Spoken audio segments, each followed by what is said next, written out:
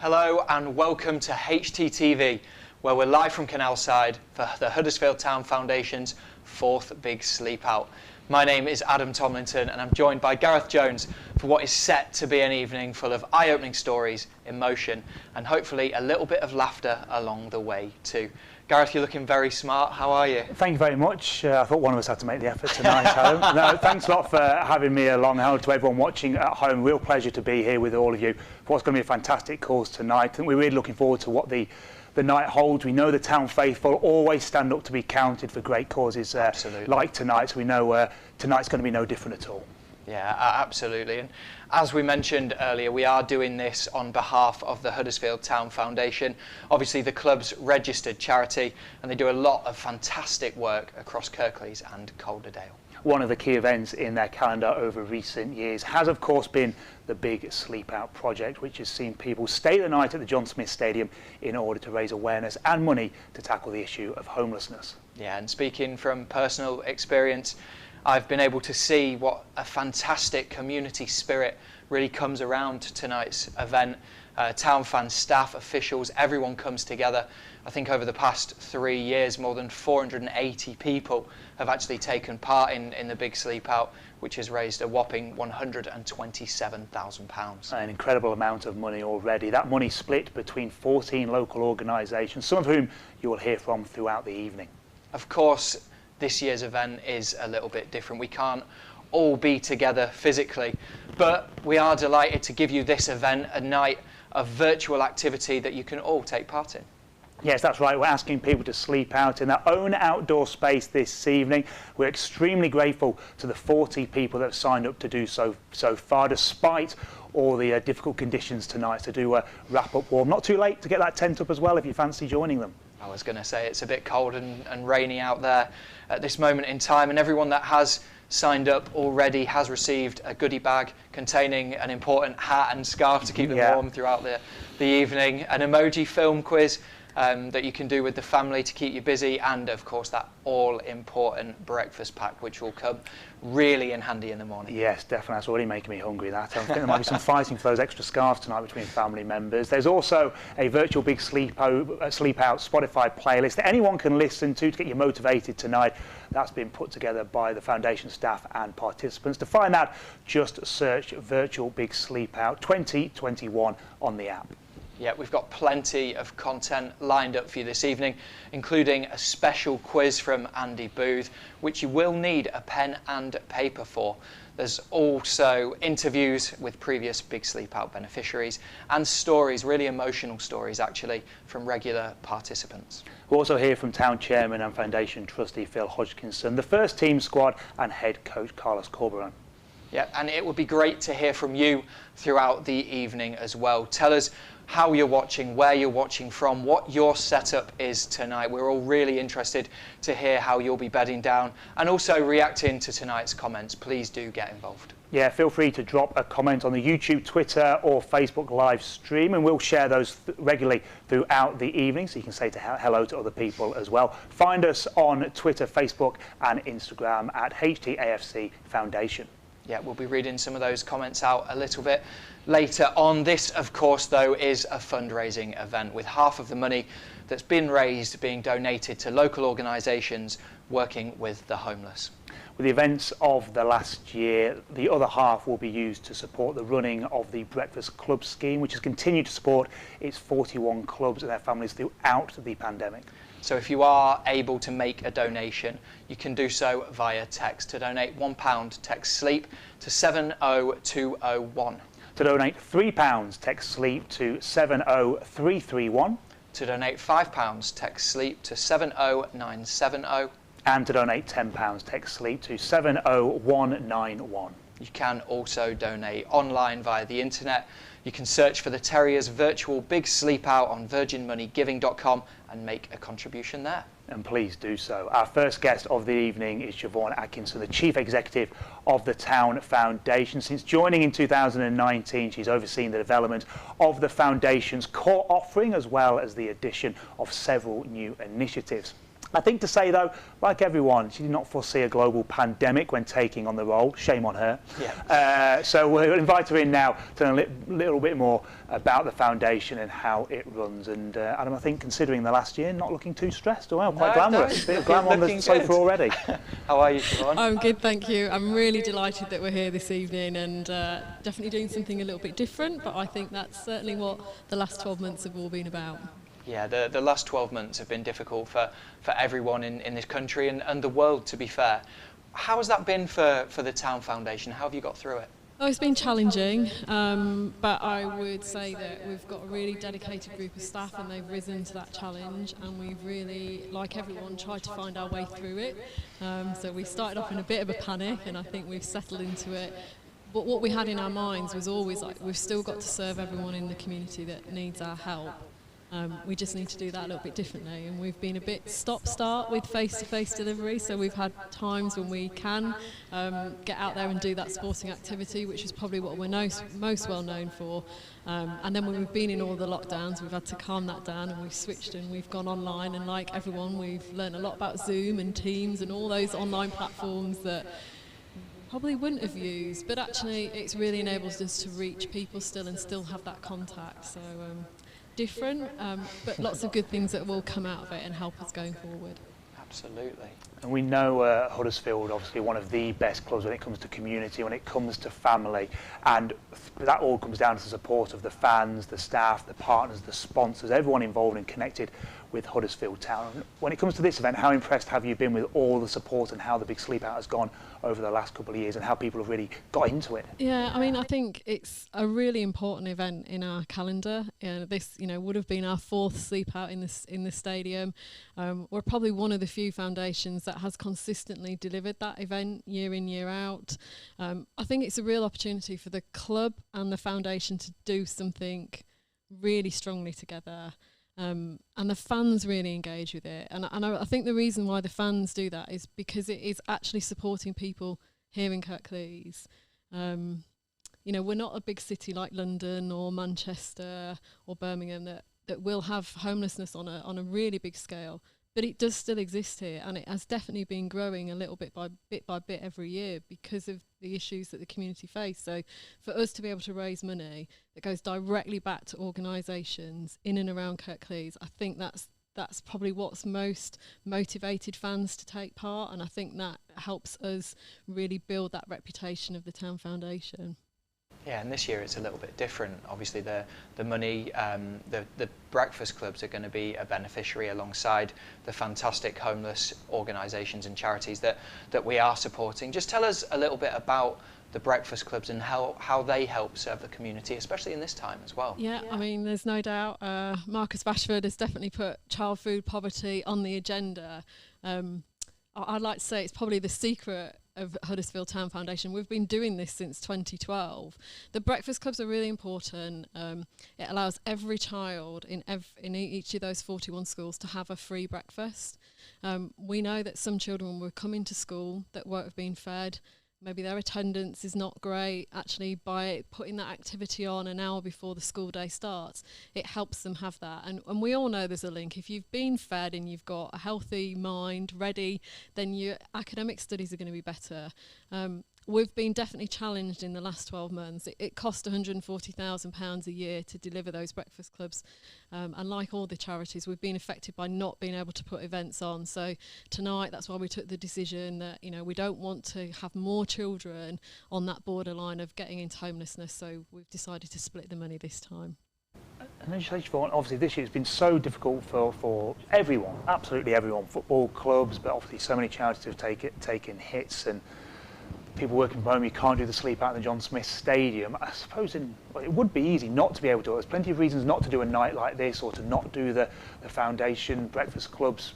People would even understand if you couldn't do them anymore. So why has it been so important to you, to the club, to continue to push through this when other people haven't been able to do it or haven't done it for any reason? Town have continued to deliver in these areas. Yeah, I mean, I just think, we've got a real purpose to serve our community, and I think a football club is like an extended family. That's what our fans are. That's what our participants are. That's people who benefit from our programmes. They are part of this big collective.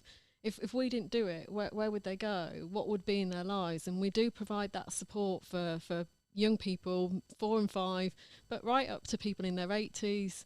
You know, we've really challenged ourselves in the last 12 months to bring those new programmes on board. So we've got the Sporting Memories that's out there now. We've just had a weight management programme, you know, help those people shedding a few of those COVID pounds that we've all definitely suffered from. But it's that point of being there in the community for the people that need us and to support them. That's what the football club is there for. Not quite sure why you looked at me rather than Adam when talking about shedding a few pounds there. I wasn't going to say anything. I knew I should have buttoned up this top, didn't I? Thank you, I'm sure. Obviously, again, so many initiatives in the last 12 months. But what does the year ahead look like for the Town Foundation when hopefully we do get back to some normality? Yeah, we're really excited. You know, the possibility that at the beginning of April we might be able to do that face-to-face delivery and have young people back on those football camps during the Easter holidays. That's really a highlight for us. Fingers crossed that the government gives the go-ahead. And then following that, we just know that there's going to be a real demand and need. You know, people have had to stay indoors, and we're coming into the summer weather. We want people to get outside. We want people to get back into physical activity. Again, we know the link that if you get involved in physical activity, your mental health and well-being will be stronger, and we've all been challenged about that in the last 12 months. You know, whether you think that you're really resilient and it doesn't bother you, staring at the same 4 walls every day in your own house has been a little bit dull. So we're really excited to kind of get that back up and running. We've got a project ready to go to support young people that are leaving the care system. I'm really passionate about that. It's definitely something that's needed here in Kirklees. And to be able to support those young people to make that transition from being in the care system to become responsible, giving adults in our community is really good. We're definitely looking forward to seeing how many pounds and kilos our weight management group can collectively shed. And you know, the really exciting thing about that project is that we plan that to be completely face-to-face. And because we couldn't do that and we've gone virtual, we've got Huddersfield Town fans that live in Scotland, we've got people that live down in London. Because we've been able to do it digitally, they've been able to participate. So that's definitely made us think a little bit differently about how do we keep all of that momentum going. So we'll be back, we'll be busy. The staff will definitely be very busy, but they're chomping at the bit, ready to go. Big look in the eye there, isn't she? Yeah. You know, enjoy the pain of people being there. I feel for you, Adam, if you're taking part in this. I know. And Siobhan, just before we leave you, I just wanted to say, obviously, you've been a participant, you've taken part in the Big Sleep Out over the last few years. 2019, if I stand corrected if I'm wrong, but it was a pretty rainy, windy, the conditions weren't so nice. What is it actually like to take part in the Big Sleep Out, and where did you bed up? That was my first year. I'd only been at the foundation a couple of months, and they were already like, well, you've got to spend the night in the stadium. And I was like, okay, not experienced that before. I didn't read that in the line of my job description when I signed up to it. But it's a really amazing thing to do. It really makes you think. It challenges your thought process. You've only got to do that for one night. Other people are doing that for 364 nights a year. So you can't moan too much about being cold. But I think it does give you that experience and understanding and a bit of empathy about what that's like. And then just knowing that actually people have sponsored you to do it, that's what gets you through, because that money can be used to help others. But real friendship as well. I spent the night in the stands on a nice few pieces of cardboard and definitely a few layers. You know, I benefited from that. But real experience just to meet all the people who do it. You know, there's people who come as groups of friends. There's people who travel, certainly our away, some of our people who don't live locally that are part of the Southern Terriers, they come up and do it as a kind of collective. And then you've got people who just turn up on their own, and then before you know it, you're busy chatting to the person who's bedding down next to you. So it is a real experience, and I would really encourage people to come and have a go and to join us for Big Sleep Out 5. I suppose that's just one of the things tonight, isn't it? Obviously, it's a filthy night. It's really wet and windy. And the message to obviously everyone tonight is make sure you look after yourself and your own safety tonight. And hopefully you're not getting too cold or wet. But if you are, look after your safety and go inside if you need to. But that is it, isn't it? It does make you think that we are lucky that we can do that. And obviously, if it does get too cold and wet tonight, we could go back inside. And so many people don't have that. And you know, it's a basic human right in a first world country, isn't it? And the more the foundation, anyone else can do to help homelessness, it is absolutely vital. We eradicate this. Yeah, I think it's that challenge to go and walk in someone else's footsteps and have that experience, and then you will think twice, and you possibly be less judgmental. There's all sorts of reasons why people are homeless and on the streets, and sometimes you can jump to the wrong conclusion. And I think you just always have to think that, be grateful that it's not you. For your time. It's great to hear how much of a difference the foundation has made during what has been obviously an incredibly difficult year for the whole country.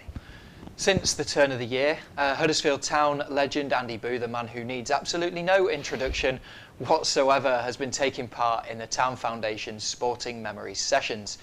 Now, these sessions take place virtually and give older adults the chance to come together, reminisce and enjoy each other's company for an hour.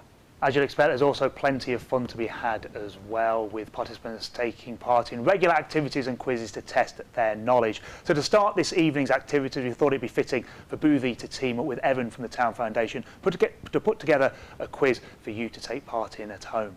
Now we'll give you a few seconds to grab a pen and paper, and be sure to share your answers with us on Twitter at HTAFC Foundation. I like that. I'm very ready. Good, very good. From the foundation, and I'm joined by Andy Booth. Do you want to say hello, Andy? Good evening, everybody. Good to see you all. I'm glad you're joining in this quiz. Hopefully it's not too difficult for you. I'm sure that you'll be all fine, and hopefully you'll enjoy it. Great stuff, Andy. Yeah, we've got 5 rounds, 5 quick rounds for you guys to play along with at home, and we'll be going for around 10 minutes in duration. So without delaying any further, we'll crack on with round 1, which is hosted by Mr. Booth. Cheers, Evan. Thank you. So, as you've seen, it's a Huddersfield Town round, so I'm sure you'll all be absolutely fine with these. You'll know all the answers. They're pretty easy. So, question 1. Yeah, question number 1. Question 1, who scored Town's first league goal of this current season? So I know we had a couple of blanks the first couple of games, but this was a cracking goal. I'm not going to tell you who it is and obviously spoil it, but it was a cracking goal, and it was against Notts Forest. Yep, remember the goal well. Bit of a scorching goal to start the season, wasn't it, Andy? Spot on. It was a cracking goal, yeah, it was. We'll move on to question number 2. Question 2. Who knocked Town out of last season's FA Cup? So obviously this season, unfortunately, we lost to Plymouth Argyle in the 3rd round. Last season, we lost in the 3rd round again, but who was that against? Yeah, I think I remember the game. Obviously, before we had everything shut down, I remember fans being there, but can people at home remember who it was last season? We'll move on to question number 3.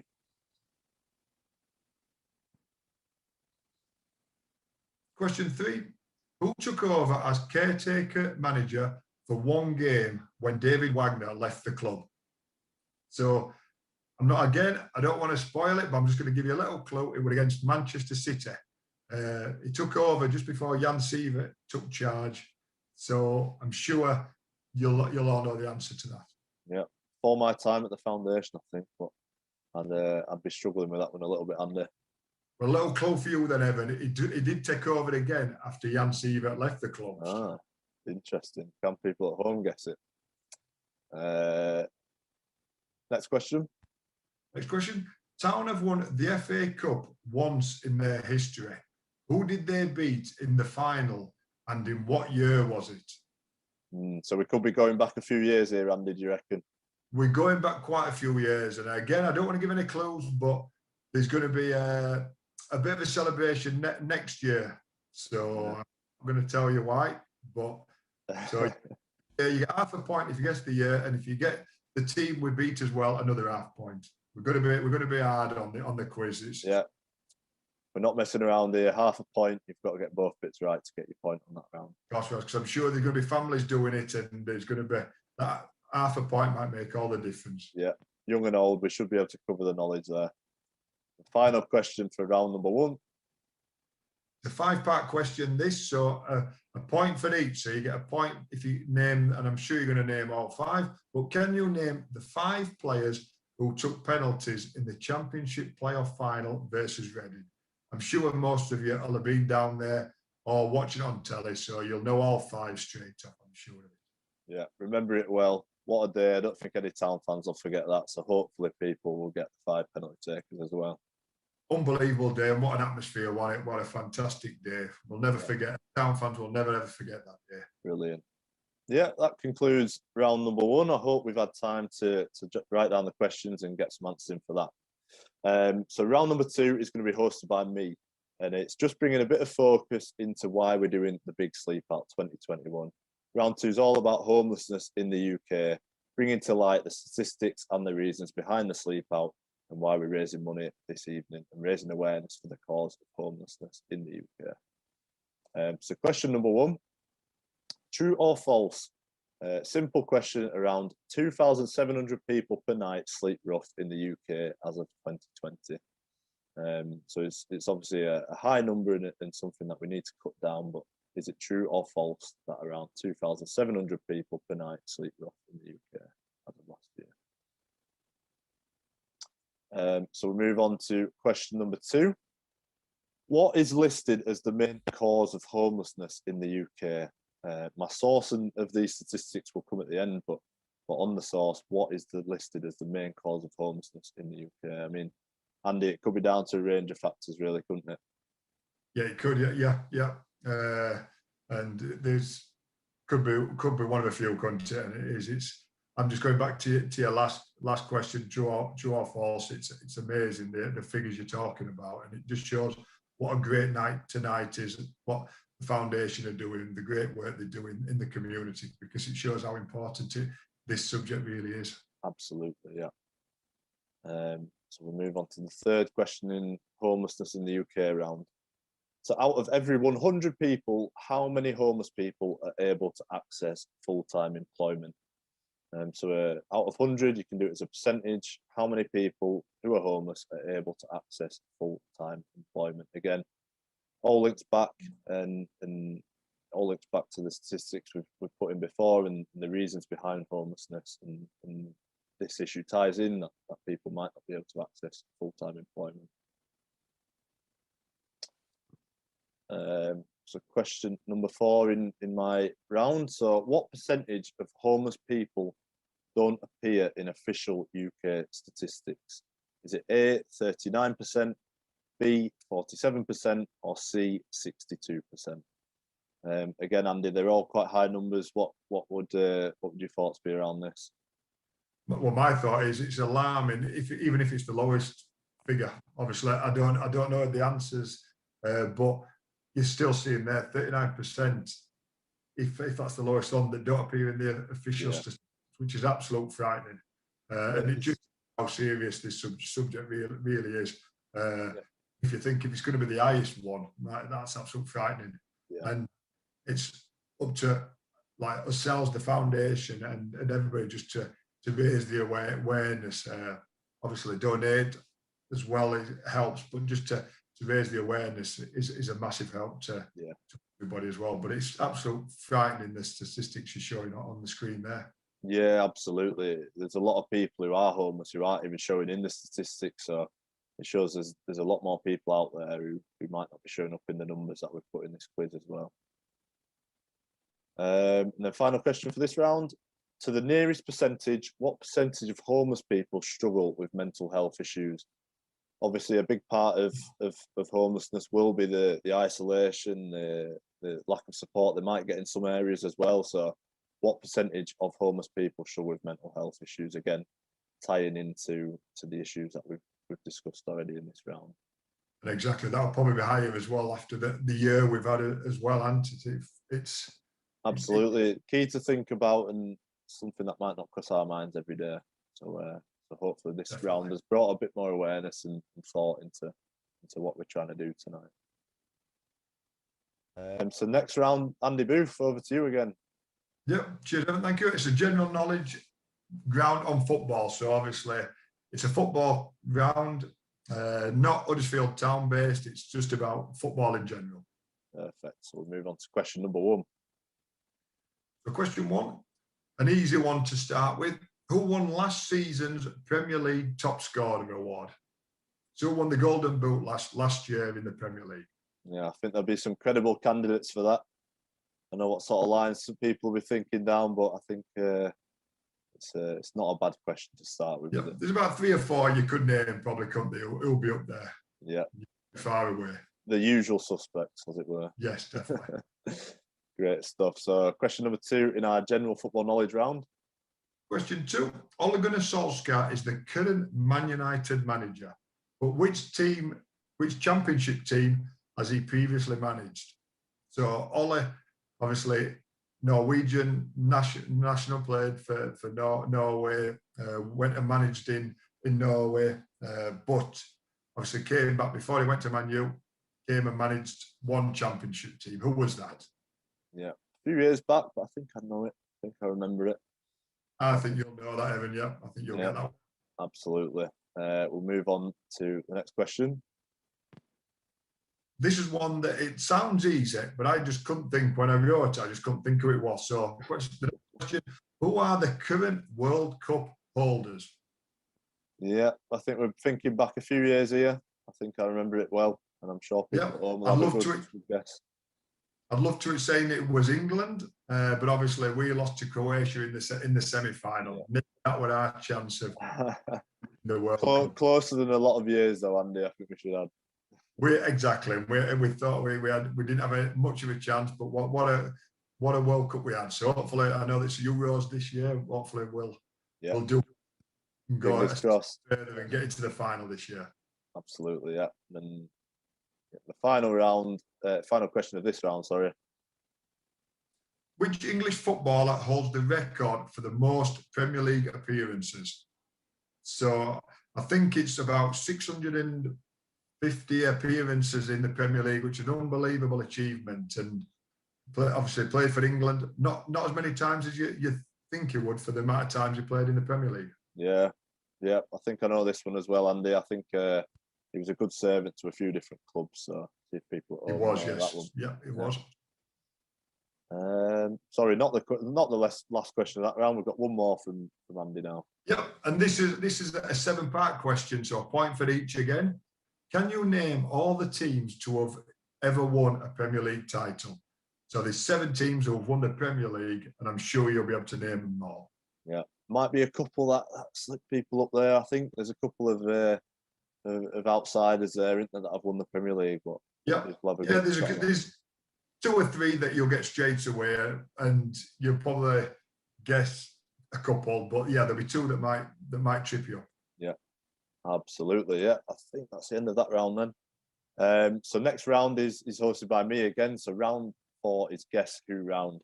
So I've pixelated some footballers, some modern day, some retired, and your task is to guess who the pixelated footballers are. So we'll crack on with number 1. Number 1 is this player who might be wearing some familiar colours, Andy.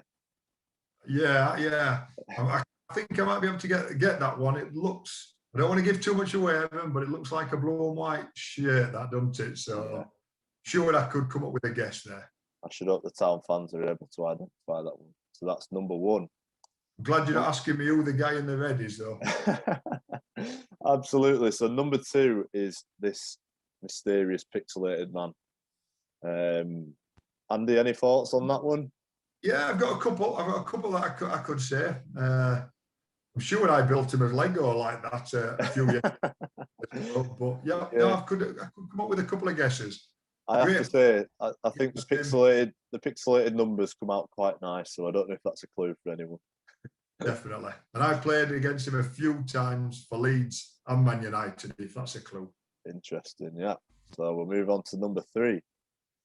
Is this man, if anybody has any guesses on this one, if anyone knows me personally, they might have a bit more of an idea who I've put in here. But I won't say I won't give it away because I know who you support, and I knew we had to have one of your players in, didn't we? Yeah, well, born into this team, but Terrier now. That's where we're at. That's fair enough. I like to hear that. Yeah, that's the next one. Number 4 is this man, who may have a nice sort of white pixelated hairband going across here, if anyone can identify that. A big beard, doesn't it? Look by the looks of it. So yeah, I'm struggling there, Evan, actually. Yeah, big beard on that one. I'll give people a couple of seconds and we'll move on to the last one. So the final one in the pixelated round is this blooded warrior of a player. I'm going to say no more than that, and I'll leave it to everyone at home to guess who this is. He's obviously been through the wars, this player, hasn't he? It looks like it, isn't it? Yeah, yeah. It looks worse than what it actually was. That's all. A true hero of the modern game, I'd say.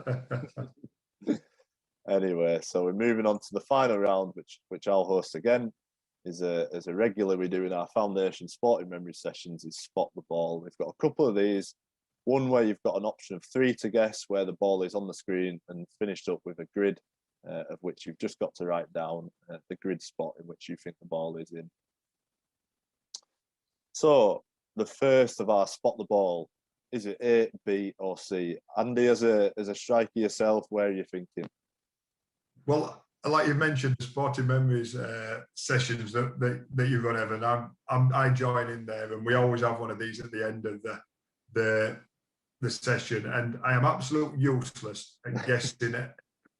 A, B or C, for me, it could be any of them. But looking at it being Harry Kane, my guess would be A, in the back of the net. That's all I'd say, unless that's going down the side of it. Yeah. I don't. My guess, I haven't a clue, but I'd say A, the back of the net. Yeah, and for everyone watching at home, we do have a joke in our sporting memory sessions that when we do the spot the ball, it's normally nowhere you'd think it would be, and it'll be up in stand somewhere. So at least we've narrowed it down for you on this one. Yeah. So we move on to our last question, final question with a couple of spot the balls here. So we have our grid, which was a Liverpool v Manchester City game from a few years ago. Pick a grid spot, write your answer down, and see where you think the ball is going to be. And that's it for our again. Quiz.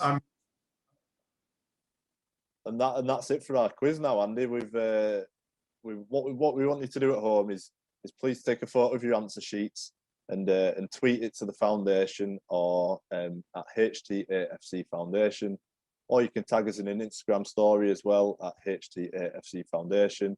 Please share your answers with us, and we'll be back later on in this show tonight with the answers for the quiz. So thanks very much, everyone, for playing along at home. Yeah, thank you, and good luck with your quiz, everybody. A really fantastic quiz there, Gareth. Now, how did you get on? Because we were kind of talking between that, and you seemed to struggle a little bit. Well, the one I picked up on was obviously the penalty shootouts. Yeah, because you were there. Wembley, you were at Wembley, I was there, and fantastic night. One of the days will live with me forever. What a season! What a day that was! What a night it was as well. Absolutely. I'm sure for many people. But then I think you got in my head by saying do the order, not just the 5, and that threw me. I thought the 5 would be too easy. That's why. Well, yeah. So, but it was a 4 I couldn't get for ages, and everyone in here has been shouting at me and giving me more and more clues, and I just couldn't believe. Eventually, I did get 4 with a lot of help. I was kicking myself because obviously he was an absolutely stunning player for Town. I'm not going to give those answers away now, but. Yeah, I named the other 4 quite pleasing, but you know when you just get a mental block. I was sat here thinking. I do feel I should have just left straight away for that, because that. Yeah, I'll find a new co-presenter. Yeah, I was just feeling the pressure. The more and more clues people give me, I just gone blank and stuff like that. And then started just shouting out random players I haven't played for like 50 years or something like that. I was actually going to say Boovie at one point. I think we finally found his calling as well. Yeah, actually, Quizmaster finally got used for him. He did a good job there, to be fair. He did a good job. And a big thank you to Boothie and Evan, of course, for putting together that quiz. And they'll be back a little bit later on to give us those all-important answers. Now, before we move on to the next section, we've been listening and looking at your comments on social media, and it's great to see so many people watching and really getting involved this evening. So the first shout out was from Joanne Parker. Hi Joanne, you're spending the night in Barnsley in a tent. I hope that goes well for you. We've got a fundraiser from Canada, Chris Sykes. Thank you very much. Canada's amazing, isn't it? That someone that far afield. Yeah, it's absolutely fantastic. And really interesting where they are and where the weather is now, because either Canada very, very hot or deep in snow. Yeah. So it'd be good to know the weather at the moment and what conditions you are braving into. Yeah, let us know, Chris. Let us know. Helen Bottomley is spending the evening it says on the garden bench. So I'm not sure how comfy that's going to be with her 10-year-old son Lee as well, but thank you again for getting involved. And a hi to Tom O'Neill as well. I hope you're okay. YouTube, people have been getting involved as well, which is again fantastic. Ebony Taylor, it looks like she's all wrapped up. She said she's going to be nice and warm, braving the conditions this evening. Jamie on YouTube, it's great to see you getting involved in the quiz. We'll see if you're any better than Gareth a little bit later on. And Adam Corbally as well, thank you very much for sponsoring us. I wonder if the new Spending the Night on the Garden Bench is the new version, the modern day version, or the posher version of Spending the Night in the Doghouse. Maybe. You get sent out after the argument with the other half. Yeah, that might be actually. So it might actually personal be, experience. Yes, exactly. Yes, yeah. Vivid nightmares coming back there. Thank you for those messages. Keep getting in contact throughout the evening. We'd love to hear from you, and I know the messages will keep everyone going that's going to be sleeping out tonight, raising money for these fantastic charities that really need all of our support at this time. Now, over the years, the Big Sleep Out has supported 14 different charities, with 27 individual grants being made. And the beneficiaries are as follows: the Welcome Centre, the Basement Recovery Project, Batley Care and Drop-In Centre, One Big Family, Winter Warmers, Care Dewsbury, Dewsbury Baptist Church, the Huddersfield Mission, Dewsbury Minster, Platform 1, Calderdale Smart Move, Huddersfield Street Kitchen, Dewsbury Community Outreach, and Dash. We'll be hearing from some of those groups as the evening moves on. The first of which we begin with Platform 1, who are based at the old Platform 1, makes sense, at Huddersfield train station. They're a mental health charity and crisis charity that work primarily with men using a range of projects such as the Bike Hub to encourage the development of interpersonal and practical skills. Here, Jez Walsh, one of Platform 1's project leaders, explains exactly what their remit is before discussing the prominence of homelessness within Huddersfield and wider Kirklees. Platform 1 started off as a men's mental health charity, but we're now actually a mental health charity. So we work out in the community, we do one-to-ones at the moment, we're doing outreach work with people out in the community, we do welfare calls for people, we have a crisis line now, which is open till about 10 o'clock at night. Well, it is open till 10 o'clock at night. And it's basically anything. If anybody's suffering with mental health issues, we help them through it. We're a unique mental health charity. We're trying to change the way that mental health is offered to people. And it seems to be working. We're growing constantly now, and we're used by all the services and referred to by all the services. Well, this is the second year going. At the moment, we call this the Lego site, because we keep on pulling buildings down and rebuilding them somewhere else. So because at one time it was open access and all guys could come on, we used to get between 50 and 75 guys on each day. So we needed it as open access as possible and as open as possible. And now we've changed to more or less a counselling site where we've got people coming on counselling. So it's a matter of dividing everything up into rooms. We've had to employ people. And it's just space, it's about building. So the money that we're getting from you is helping us, enabling us to change the site and change the way we work and employ people that we need to employ. And again, like I'm saying, it's helping us to deal with lots of people from all walks of society now. People that wouldn't have normally found themselves in that situation where they were going to face themselves being homeless.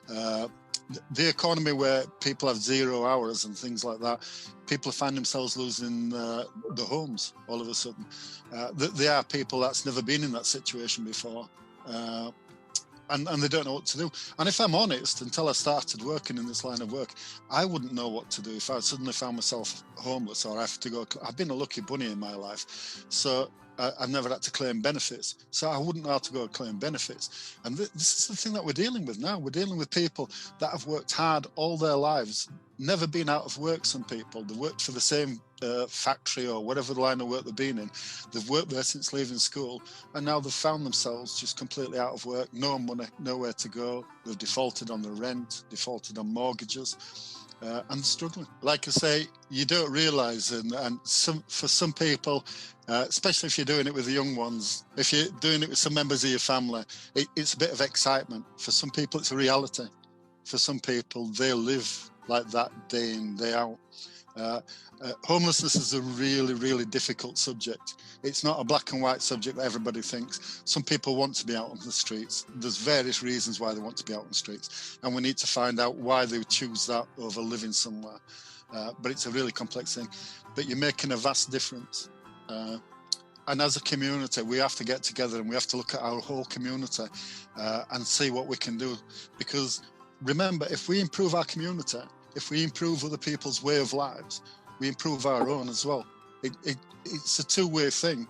And if you want more for your children, as you move forward, then it's important that we increase our community and the capacity of what we can do within the community. It's really, really important. But to everybody out there, thank you so much. I can't begin. And to everybody, if you're in town and you're passing us, ring the doorbell and come and have a look and see the work that we're doing.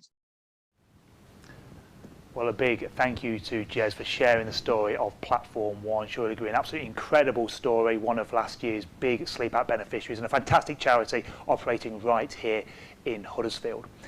Now, as the night progresses, we'd like to remind you of the ways that you can make a donation.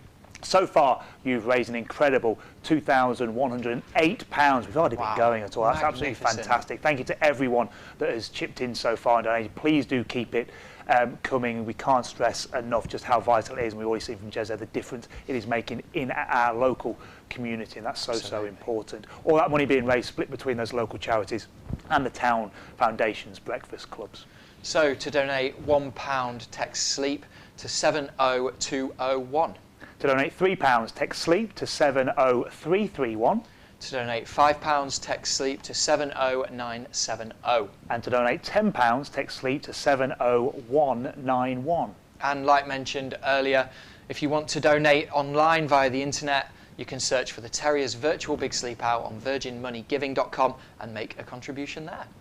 Now, for all those sleeping out under the stars this evening, it's sure to be a very different experience, and one we hope will be an eye-opener to the reality facing some people on a nightly basis. Upon hearing about this event and all of your efforts, the Town First Team players, of course, had the following words of encouragement.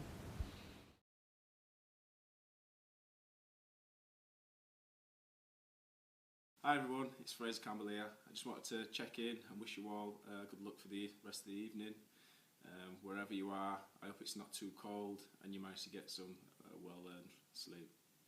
Best of luck to everyone sleeping under the stars for Town's Foundation Virtual Big Sleep Out. To raise money for such an important cause is a great thing to do. You should all be really proud of yourselves.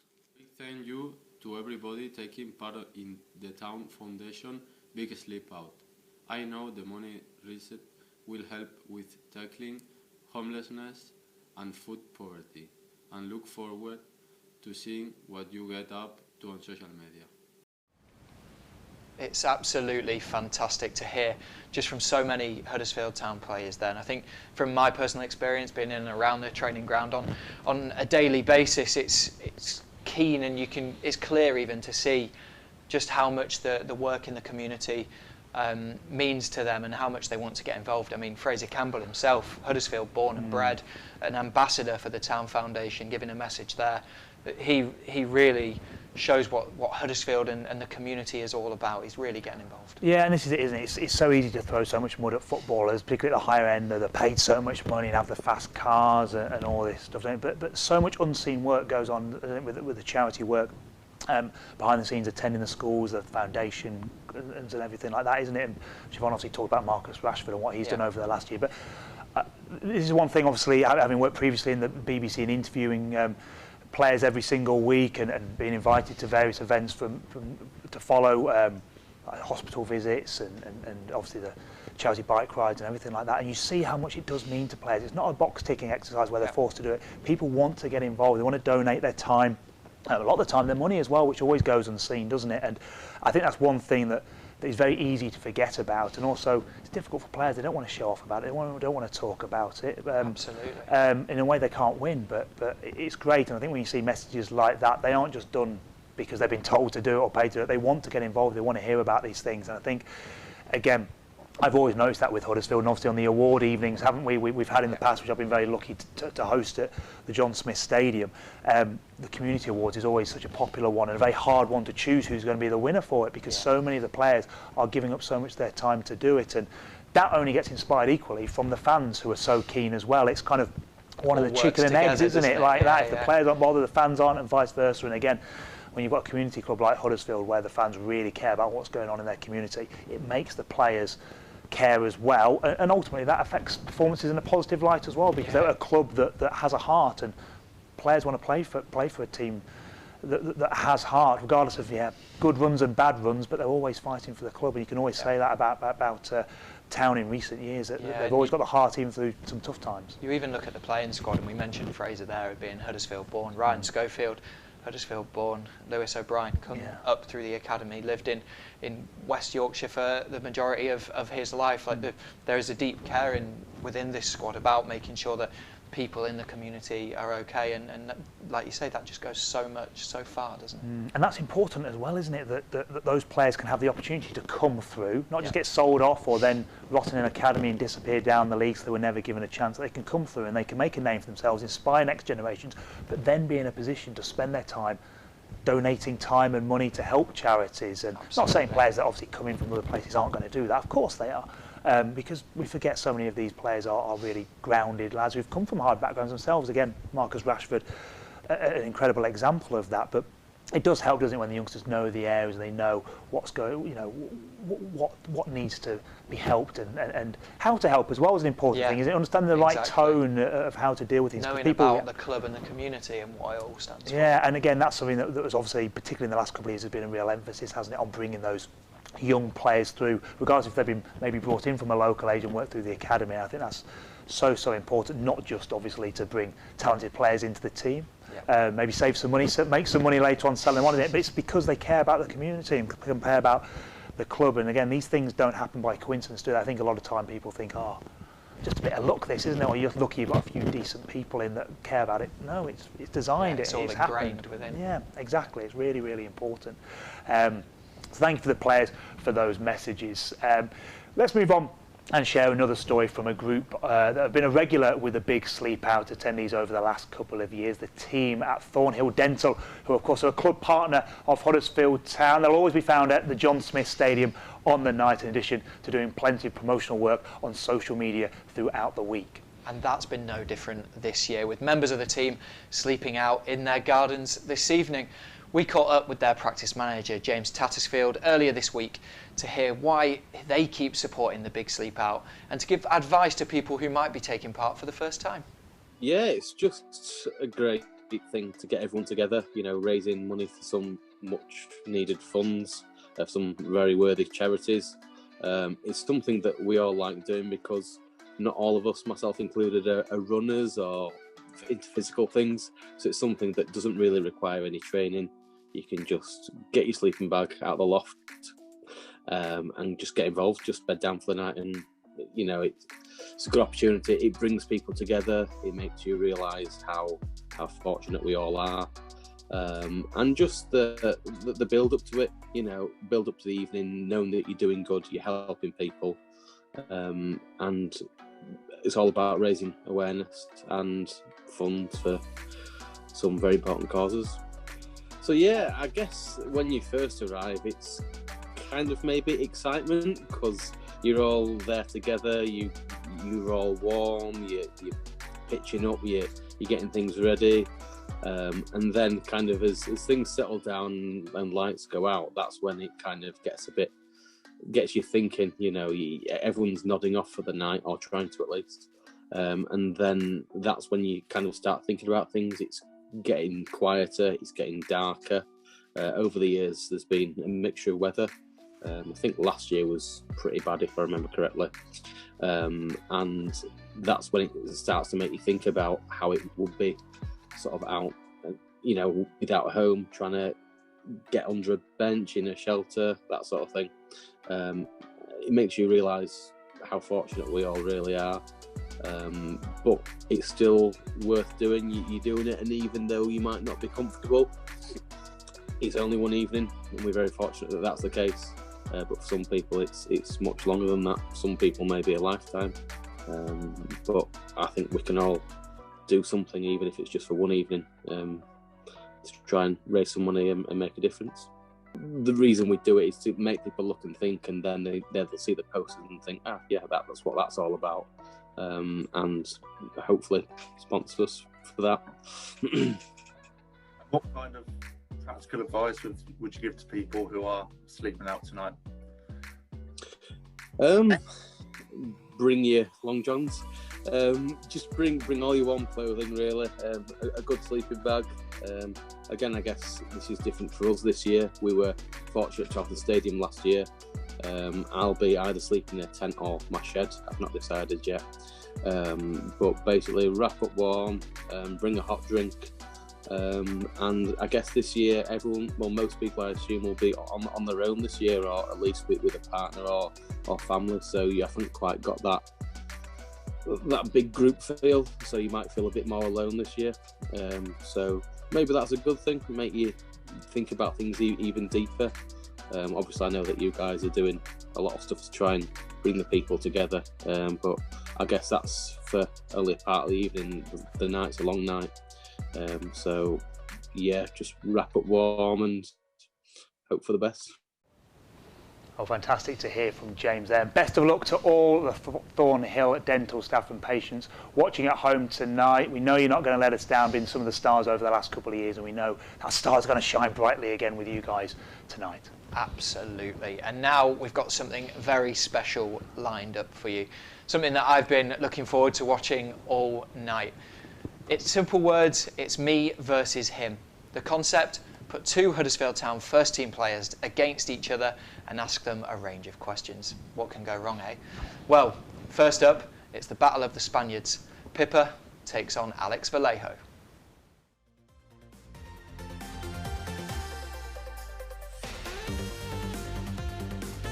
Who is better looking?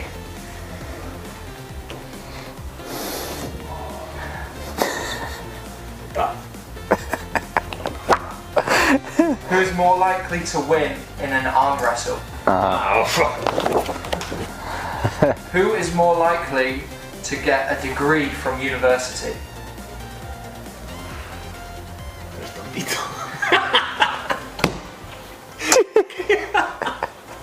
Who is the quickest? Vallejo is a tractor. Who has the best weak foot? Oh, no. No. King. The left foot of Pipa. Oof, magical. Who is better in training? Vallejiño. Pipa disaster. Pipa disaster. Who is better at cooking? Oof. Me. Yes. Yeah? Pipa. I'm basically only macaroni. Who has more followers on social media? Pipa. Pipa is young. Yeah, young. Handsome. Who has the best dress sense? What is this? Pipastico. Best fashion? Fashion. Pipa. Vallejo, classic man. Old man. No respect. Who spends the longest in the shower? Oof. Me. Vallejo. Me. Vallejo. Always the last. Who's more likely to be sent off? Pipa. Maybe, yeah. Pipa. When Pipa is angry, be careful. Can be. Who's the most fun, or who would be the most fun on a night out? ¿Quién puede ser más divertido en una noche? I don't know, because all is close. But maybe me. Who is the most likely to be a manager? Oh, Vallejo. Pipa impossible. Vallejo, me impossible. Who's the funniest? Both. Sí. Both. Yeah. Both. Me ha dado calambre, eh? Well, thanks to Pippa and Alex there, really getting the spirit of things. I was going to say, great to see them bonding after joining last summer, but when you call someone else a tractor, I'm not sure if that is bonding. I know. Alex Vallejo's a tractor, Pippa's a disaster at being a manager, absolutely magnificent. But that's what you want, isn't it, between two guys? Yeah, it's great. We've got a few more of those coming up a little later on, and particularly Lewis O'Brien and Harry Toffolo. Yeah, I've luckily had a sneak peek at that. It is well worth staying. Just endure us two for a little bit more, please, because it's well worth watching that. We were hoping to be the new Ant and Dec, but those two definitely are going to be after their football careers. But it is it's an interesting one again, isn't it? We were just chatting a minute ago, Adam, and you were saying we forget these boys joined last summer. I always think, again, we forget that footballers are human beings. They move clubs, cultures, countries, languages. At the best of times, that's really, really hard. Family members are either coming over and settling into a new life or not, and you're on your own. Hard for the best of times, but of course, these have come over in lockdown when they haven't been able to get to know the area, meet people, make friends. Exactly. You think in football that or footballers are seen to just train and go home and train and go home, and that is literally all they're doing at the moment. And dressing room spirits and bonding in between teammates, like you do at work. You go to work, you sit there, you have a laugh with your workmates, and you go home. But to really create those friendships even further, you go to the pub, or you go and have a game of golf, or go karting, or something like that, to kind of create those friendships and have kind of more things in common to talk about. And Pippa and Alex in particular, if you think they've come over from Spain, the first time in this country, they've had to find an apartment during a national lockdown, and they go. They can't go outside. They can't go and bond with their teammates. All they can go is to the supermarket to get the food that they need to set them up, and that's about it. Alex has got family over here. His wife's over in this country. Imagine how she's feeling as well at this moment in time. It can't be easy to come to a new country and not be able to go out and make new friends and meet people. And again, we know family life in all our lives is so important for performance at work and stuff like that. And if your partner's not happy or struggling settling, that can affect you as a player as well. So it's so important. Again, something I know Huddersfield have always been good at in the past, making sure families reflect well. And of course, tonight is talking as well, not just about homelessness, but about mental health. Obviously, very big. In the news at the moment, has been for the last year with working from home, but particularly in the last week, which I don't think we want to get into here, do we? But it's so important, and it's worth again talking about that everyone can go through that, can't they? And it doesn't matter how successful you are in whatever career you're in, whatever happens, everyone can struggle at points. It's very important that people do talk about that. We remove the stigma of it, because anyone can go through anything like that. It doesn't have to be at the very top end. It can be a down few weeks. And again, this is why the foundation is so important at helping so many charities that are helping people to talk about that. Yeah, you've absolutely hit the nail on the head there, and that's why I think it's so great to see Alex and Pippa in that video, just getting along, being themselves, and showing off their personalities. Moving on now, our next guest this evening is Ryan Virtue. Ryan is a big Huddersfield Town fan and a regular Big Sleep Out attendee. Tonight we hear from him in his role as a Town Foundation trustee. Once the Big Sleep Out has come to an end and all the money has been raised, it's all brought together, and local organisations are then invited to apply for a grant to support their work. Given his role in the Foundation's fundraising subcommittee, Ryan spoke to us about the process for local charities applying for money and just what he and his colleagues are looking for. There's a tender process where we invite local organisations to submit an application for funding. So obviously we've got a finite pot of money depending on how much we raise from the event, and then we will look to distribute that across various organisations across our community. So those organisations will submit a tender and will tell us and have to articulate to us what they plan to do with that money. And obviously we can't give everything to everybody, because it's only as I said, a finite pot of money. But we will then assess those applications and make the decisions where we're trying to get do as much good, if you like, from that pot of money. So we'll look at what what's included in those applications and decide. I think it was the Welcome Centre last year applied for some money to kit out new tenancies with furniture as people move from homelessness to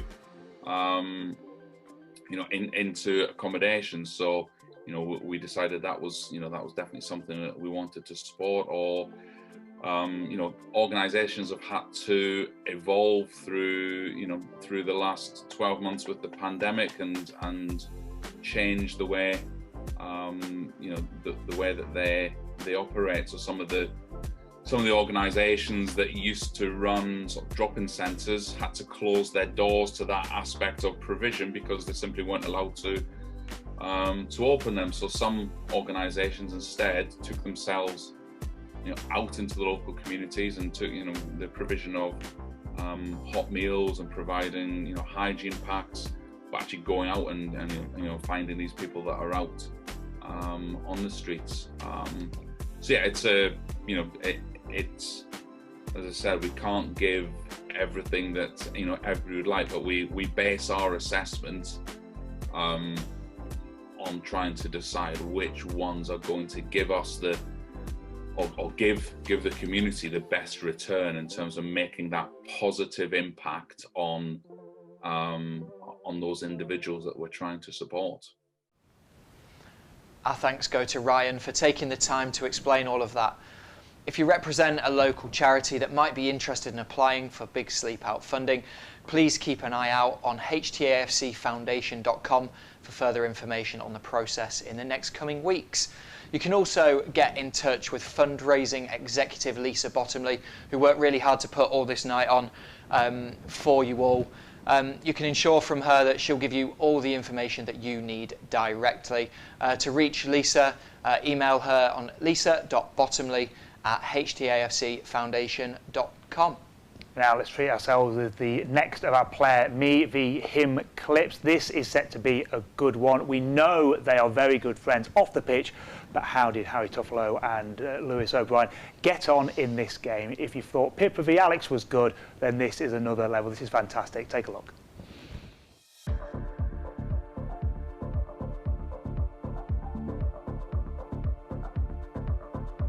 Who's better looking? Nice and easy one. Who is more likely to win an arm wrestle? Too easy, come on. Who's more likely to get a degree?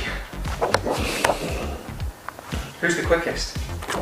Not FIFA though, for some. Yeah, FIFA stats, me. FIFA and him, but that's probably no. Real life doesn't matter. We'll do FIFA stats. No, real life, it's me. Okay. You just do. Chugga. Who takes up the most room in bed? Is this a trick question? We don't share. Definitely Lewis. Me! He always stretches out, honestly. The amount of times I've had him kicking onto the floor. He's a boss, tell people this. Do you realise no one else has been asked that question? Who's got the best weak foot? Oh, so can we do that? Yeah, because we're terrible. Yeah. It's for getting on and off the bus, yeah? Not good. Who's the best in training? Oh. No way! I'm a good trainer. And not the moment. Lewis just has real big attitude problems. I think we both on a par training wise. Yeah, I'd go you demanding wise. Yeah, well, that's what you want from people in training. You're demanding. You don't want someone just to. You don't want to belittle people. Excuse me. Yeah. Who's the best cook? Oh. Lewis, I send you videos all the time of me cooking. You was like, oh, what a chef. You don't send me one video. You just look at, he's laughing. Change it, please. I don't like you spag bol. You've never tried? You never? No. Okay, wow. Wow. So this is it. Harry v Lewis, part 4. Spaghetti bolognese making. We've never had each other's food. So. He's lying. He's lying. We were with each other's Valentine's Day. Who has more social media followers? By far. Are we talking Twitch now, streaming? Then it'll be Lewis. Console live. Yeah. Who's more likely to argue with the referee? Oh, nah, Lewis. I'd probably say me, but I've been watching you last few games, mate. You've been losing your head. Yeah, but it's different, isn't it? Yeah, it's true. It's because I'm not there. I don't shout at the linesman I'm the ref, I'm the fourth official at the same time. Yeah, like you do. It's true. Who spends the longest in the shower? Well, me, because it takes about 4 seconds. I'm a quick showerer. Yeah? Clean shower, but quick. But I usually... As you would say. But Lewis usually waits for me to get in and out. What? What?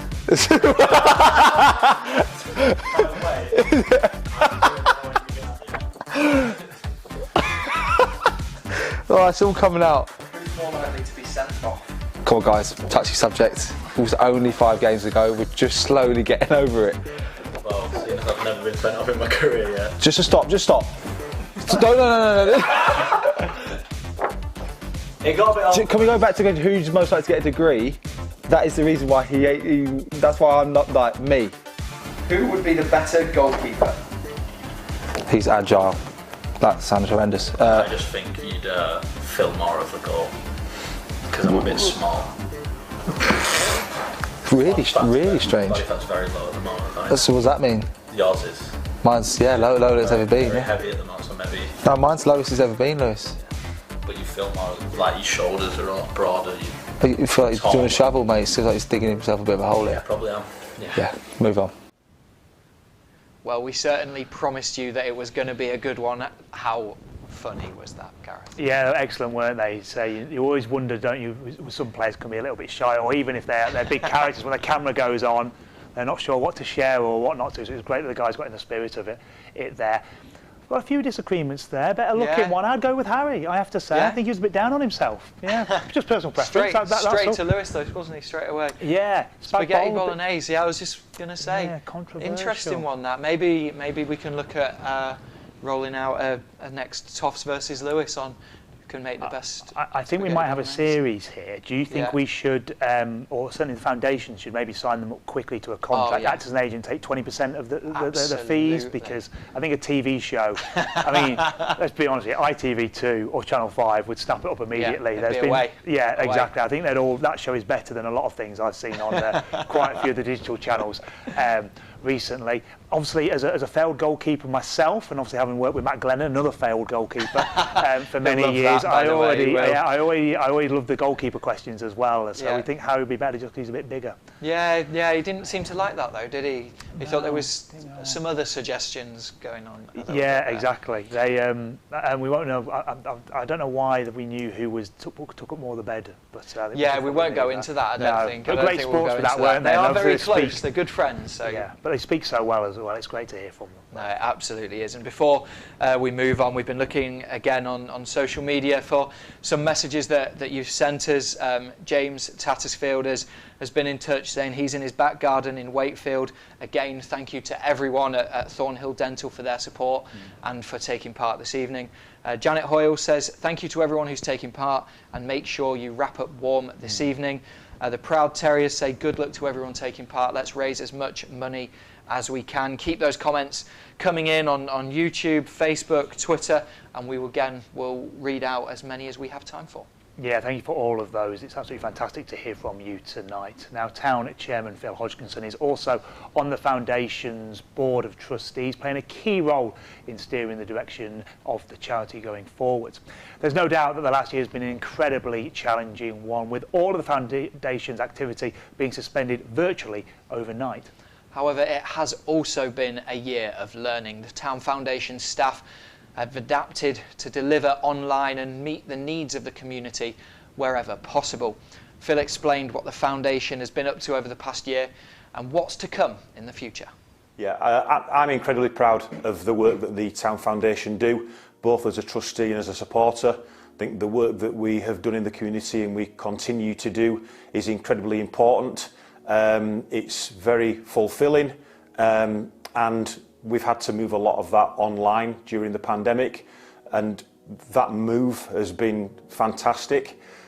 We've almost increased a lot of the stuff that the Foundation have been doing by being able to do it online, and the way that the staff and the Foundation have adapted to that scenario and that need has been incredible. And we'll continue to do that. The Foundation is a really, really important part of Huddersfield Town Football Club and what we do in the community, and it will always be that way moving forward into the future. Tonight's Sleep Out in support of the Huddersfield Town Foundation is obviously A big part of what we do is the breakfast clubs for local schools and children. But whilst that's a big part of what the foundation do and what you're supporting in doing tonight's Sleep Out, we have branched out and branch out into lots of other areas. We do a lot of work with adults, we do sporting memories, we do work with adults in relation to things like weight loss and educational pieces. We do the Kicks campaign. So what you're doing tonight with the Sleep Out is supporting lots and lots of parts of the community, lots of different age groups, lots of different schemes that the foundation have branched out into, as well as the really important breakfast clubs. And within the foundation, we're always assessing the needs of our local area and the community to make sure that we're delivering as many possible actions and support that the community need. So to date, the big Sleep Out has raised over £120,000, which has been spread around a number of homeless charities. I think it's really important that we recognise that homelessness is not something that's restricted to big cities. It's a local issue as well, and it's always been really, really heartwarming to see all of our supporters turn up for the big Sleep Out at the stadium when we've done it in previous years. It's unfortunate that this year we have to do it virtually, but I know that you're all going to support this in the same way that you would do outside of this current pandemic.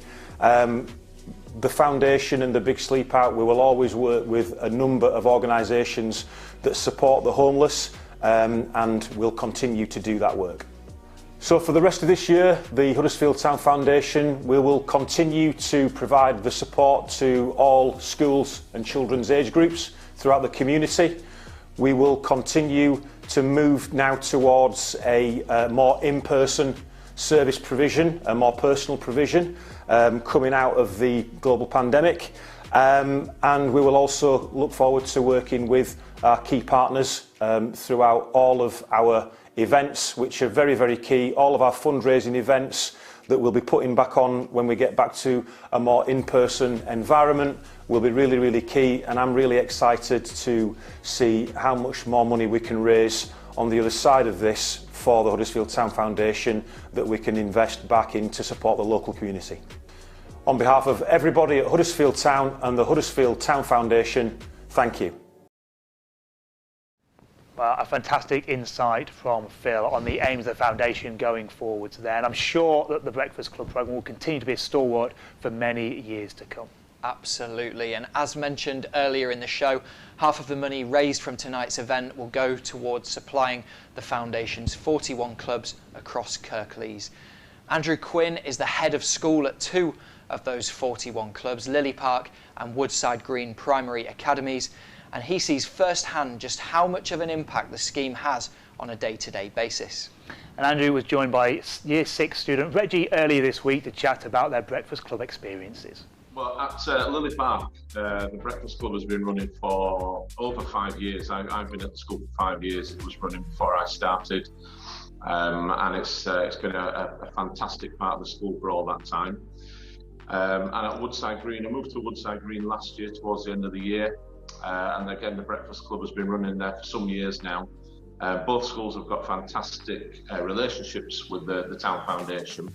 And they do a lot for us as well as the Breakfast Club. We have really good links into the foundation. They've had a huge impact in the way they've run the foundation supply all the food and the drink for the kids for breakfast. And we have at Lily Park we can have up to 80 children out of the 120 in school come along to Breakfast Club at one time. So it's incredibly popular. The children love coming, they love getting their breakfast, they love being able to socialise and play out in the morning before school starts. So yeah, it's been a fantastic thing for the school while I've been here, and I do hope it continues for many more years to come. The biggest impact has been on the attendance and the punctuality of pupils. So Lily Park attendance used to be not very good. Punctuality was really poor, really. Lots of children arriving a good 20-30 minutes late to school every morning. Since the Breakfast Club, we've been able to raise our punctuality so that we literally have 1 or 2 children who arrive late on occasion. and the rest of the school are here on time every single day, and a huge part of that is the children arriving at breakfast club. So they arrive at 7:45 in the morning. That means that they get their breakfast, they're ready to start, they're straight into the classes as soon as the bell goes in the morning. And it's had a huge impact. It means that the children are settled, they're ready to learn. They've had a good meal in front of them. And when I say a good meal, they can go back and get seconds, they can make sure that they're full up. It's not a slice of toast and then you're off. So they are really coming into school ready to learn. Yeah, we go play outside sometimes, but like if it's been raining a lot, we'll like just play board games and stuff inside and colour. Yeah, so I've got friends from like quite younger years, like year 5s and stuff, and year 4s, and I've got my friends in my year. A big thank you to Andrew and Reggie for giving up their time during the school day. It's always great to hear just what an impact the breakfast clubs are having. Indeed, and now we'd like to take the conversation away from the big sleep out, just for the time being, talk a little bit of football. Why not? Hey, let's treat ourselves a little bit. Town are in London this evening as they prepare to face QPR tomorrow, looking to build on back-to-back draws against Birmingham City and Cardiff City. QPR currently 12th in the table following a narrow win against battling Wycombe on Tuesday. They, of course, will be keen to get revenge on Town after the two teams met at the John Smith Stadium back in December. Josh Koroma and Harry Tuffalo were both on target in the first half as Town, in an excellent performance, won 2-0. Yep, you're right. It certainly was a very good afternoon. Yesterday, Town head coach Carlos Corberán spoke to local media ahead of tomorrow's match, and here's what he had to say. I think they have changed a little bit in the players and a little bit too in the style. More in the style, maybe more in the shape. Because at the beginning of the year they were playing with 4 in the back, and now they are playing every game with 5, with 3 central backs and 2 wing backs. So they have changed a little bit about this. In this line of 4, they have introduced. In this line of 5, they have introduced a new player, the central back that they signed from Hull City. After they are playing with 2 midfielders that they have signed in this market, one from West Bromwich and Johansen. So they are playing with 2 midfielders that they were in at the beginning of the year. And now they are playing with Austin, one striker that he wasn't at the beginning of the year neither. He won one signing that they did in the January market. So I think they are having the new players. They are having 4 players in the first 11 that at the beginning they didn't play. They weren't in the team, and now they are having a lot of minutes. They are important in the middle of the pitch and in the high part of the block and in the back of the defenders. So I think they have changed because they have structured the team in another way with this type of players. They are playing more, like I told you, with 5 in the back or 3 because the wing-backs attack a lot, with 2 midfielders and after with 1 playmaker and 2 striker with a lot of versatility and a lot of movement. So I think the coach have selected a very good team and in a very good shape to come make them better, and that's why I think in the last 11 games, if I don't remember that, they lost only 2 games. They win 3 games of the last 11. In the league games, they draw 1 of the last 11 and they won 7 of the last 11 games. So it means that the dynamic of the team is being very positive. So Carlos in good spirits going into that one. How was the team shaping up on the eve of the game? Obviously the injuries we know have been hitting really hard, but Adam, how's the spirits going into tomorrow? You obviously being around the players an awful lot of the time. Yeah, I mean the good news first of all is that Jonathan Hogg's back, obviously a real leader on the pitch. He's been very, very good in Carlos's system this year, and we've seen that in the results that he's been playing in. I mean, look, if you look at the last 2 games, like you mentioned earlier, Birmingham City and Cardiff City, 2 good performances, 2 games where you come away and you think, how have we not taken a 3 points from either of those matches? But equally, there were good signs there. The difficult thing is the away form this year. We've got to see an improvement in that soon, and I think everyone around the training ground is very clear of that. They're very aware of the situation that we're in at this moment in time, and that we do need to get that win sooner rather than later. It's an interesting touch about the away form, isn't it? Because obviously everyone's saying, we're no fans and it's easier for the away teams to go and win, isn't it? And I think home victories are down, particularly in the Bundesliga, where it's really been noticeable, hasn't it? But then this debate about there might be crowds allowed back for the final game of the season, if it's fair or not. And I've been listening to a few conversations this week where they said, well, actually, obviously sometimes the away fans are the really more passionate ones, aren't they? They are the ones that actually get you going. When the home fans, there's more home fans that get nervous in a game. It's a relegation battle or a title, you know, a title decide or something like that. And you just wonder, obviously missing fans at home, of course, the John Smiths when it's rocking, what a place it's to be. But again, those away fans, even though they're outnumbered, they can be the really vocal ones that make a difference. And you can't forget that, can you? That it's easy just to say, oh, the home team are missing the home fans. Well, the away team are as well, because they're the ones that travel and really get in loud voice, don't they? And sometimes don't have the nervousness of the home fans. That's got to be part of it. Yeah, it's interesting. Certainly the first half of the season, we actually bucked the trend in terms of home and away form. Our home form was very, very good, considering there were no fans in the stadium. Like you said, we all know how fantastic the Huddersfield Town fans are. When the atmosphere is going, they really do get behind the team. Away from home, for whatever reason, it hasn't quite happened for us this year. And the talk of fans coming back. Obviously, I was at the Bournemouth game where Bournemouth had a certain number of supporters in the stadium, and it felt strange. It felt strange when there were no fans in. At the end of last year, when you were just about getting to grips with the fact that the season was going, that we had to win X amount of games to secure our status last year, but the games had a little bit of a friendly feel about them because you didn't have that atmosphere. This year you kind of got used to it, and then the Bournemouth game, there were fans back, and you think, oh wow, I remember what it was like to have fans back in the stadium. Then obviously that's gone away again. I'm not sure, to be honest. I think from what the advice and the regulations that we've been given, that there won't be fans in stadiums in the Championship, League One, League Two, the EFL. There won't be fans in this season, but we're hopeful, and we are looking to find out whether there'll be fans.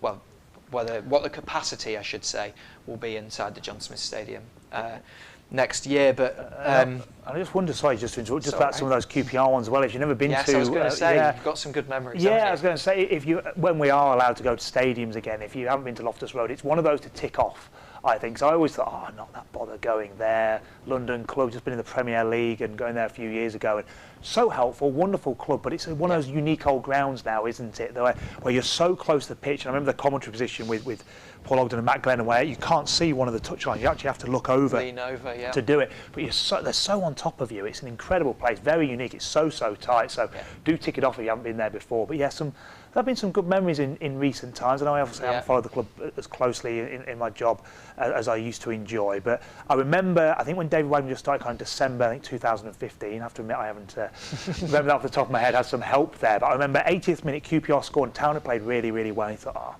another defeat, here we go. And I remember the anger, and I remember talking about it at the time on Radio Leeds, saying you could see the anger in the players, that they played so well and they were going to be denied at least a point here when they'd done so well. But they were all shouting at each other, but not in a negative way. They were all like, no, we're not losing this, we're not losing this. And Naki Wells bangs in a free kick near the end, gets a draw. And I remember saying on the radio the other day, that's different. And I think that was one of the starting points. I know that season was still a trudge, wasn't it, to stay up underway, but you could see the difference in mentality.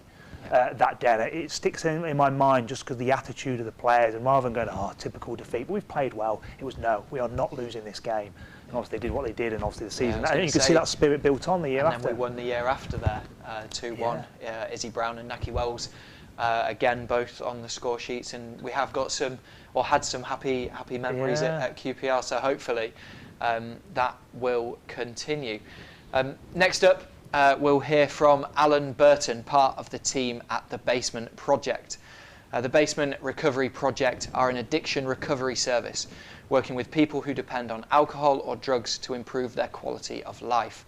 They do this by offering communal living solutions and working with partners to tackle health issues. Now operating out of hubs in Halifax, Huddersfield, Dewsbury and Todmorden, staff are often there working with people who are either homeless or at risk of being so. Alan explained what they've been able to do with the support of the Town Foundation before giving his thoughts on how the coronavirus pandemic has affected the homeless. Not everybody is in a privileged position. Some people don't have safe house and they don't have smartphone. Really, the money that the Huddersfield Town Foundation gives us, we try to put that as best we can to use it for the socially vulnerable. This past year, we have put the funds into a supported housing project. It's a female-only house that we have in Huddersfield, and that feeds into the homeless or people that have issues in the social situation. It could be domestic abuse, etc. So it gives them a safe environment. In that safe environment, you need to make sure that it's kitted out to the individual. So we've helped set it up so that it's got social media, internet access. The house itself is a relaxed and comfortable environment for them so that they can get used to living in a safe environment. Again, we have 2 female members of staff that help support the ladies in there. They will come into the hub on a daily basis as well, so that they can access our structured recovery group. It also means that they've got an environment where they can start to set themselves up for living life in life terms. So they've got a place where they can access housing associations, they can access medical interventions.